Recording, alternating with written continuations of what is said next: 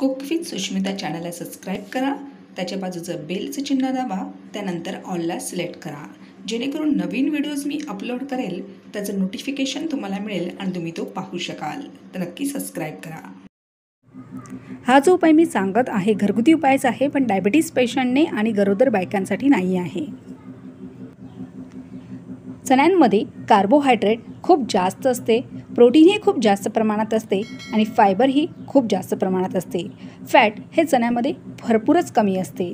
त्याच्यामुळे चणे हे आपल्या आरोग्यासाठी फार फायदेशीर आहेत. पण ते कशा प्रकारे घ्यावेत या उपायामध्ये ते मी पुढे तुम्हाला सांगणार आहे. मनुका हे द्राक्षापासून बनवल्या जातात.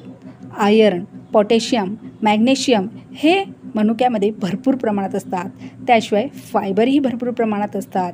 हार्टचे प्रॉब्लेम, डोळ्यांसाठी, रोगप्रतिकारक शक्ती वाढवायला, कॅल्शियम, हाडांची मजबूती, जर अपचन होत असेल त्यासाठी, चेहऱ्याच्या तेजस्वीपणासाठी, रक्त शुद्धी करण्यासाठी मनुक्यांचा हा फार मोठा वाटा आहे. बदाम तर तुम्हाला माहितीच असणार.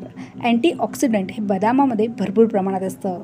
बदामामध्ये प्रोटीन भरपूर असतात, फायबर भरपूर असतात, विटॅमिन ई, मॅग्नेशियम, कॅल्शियम हे भरपूर प्रमाणात असतात. तर अशा ह्या 3 वस्तूंचा वापर आपण आपल्या उपायामध्ये करणार आहोत. त्यासाठी सर्वात प्रथम चणे हे आपल्याला रात्री भिजत ठेवायचे आहेत.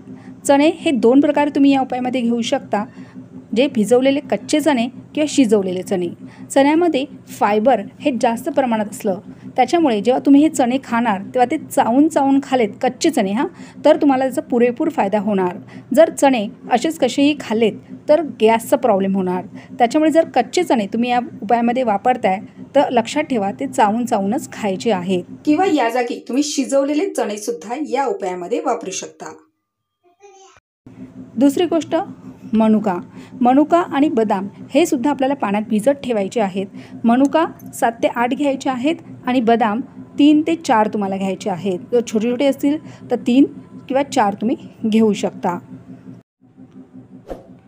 1 चमचा चणे, 7-8 मनुका, 2 किंवा 3 बदाम असा हा आपल्याला आहार घ्यायचा आहे. सकाळी उठल्या तुम्ही जेव्हा कोमट पाणी पियायचं आणि त्याच्यानंतर हे सर्व 3 जिन्नस एकत्र करून तुम्हाला चावून खायचे आहेत.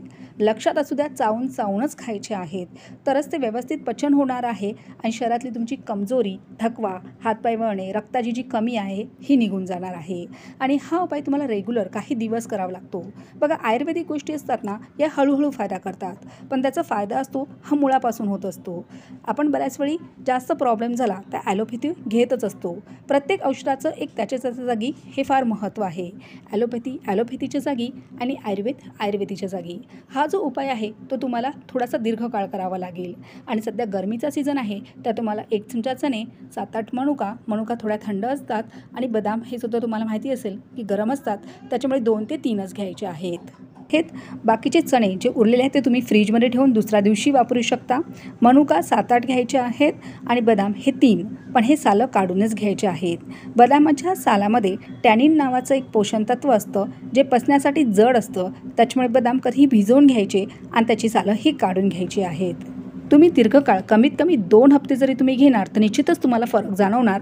तुम्हाला 2-3 दिवसातच फरक जाणवेल, पण तुम्ही कमीत कमी 2 हप्ते हा उपाय करा. शरीरातली तुमची कमजोरी आहे, थकवा आहे, हातपाय वळणं आहे, रक्ताची कमी आहे ती तुम्हाला भरून झालेली दिसेल.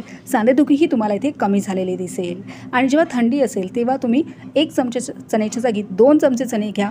मनुका आणि बदाम तेवढेच घ्या. चण्याचं प्रमाण तेव्हा तुम्ही वाढवा. थंडीच्या दिवसात म्हणजे पावसाळ्यामध्ये, थंडीमध्ये सुद्धा आपल्याला बऱ्याच वेळी असे त्रास असतात, तेव्हा सुद्धा तुम्हाला हा उपाय करू शकता. आता गरमीचा सीझन आहे त्याच्यामुळे मी सांगितलं की चणे तुम्ही कमी वापरा आणि बदाम तुम्ही कमी वापरा, पण बदाम शक्यतो 2 किंवा 3च रिकाम्या पोटी घेणे योग्य आहे.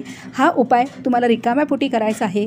रिकाम्या पोटी हे खाल्ल्यानंतर तुम्हाला 30 ते 40 मिनटं काहीही खायचं नाही आहे, कारण हे पचण्यासाठी थोडासा वेळ लागेल आणि त्याच्यानंतर तुम्हाला बघा पूर्ण दिवस कसा जातो.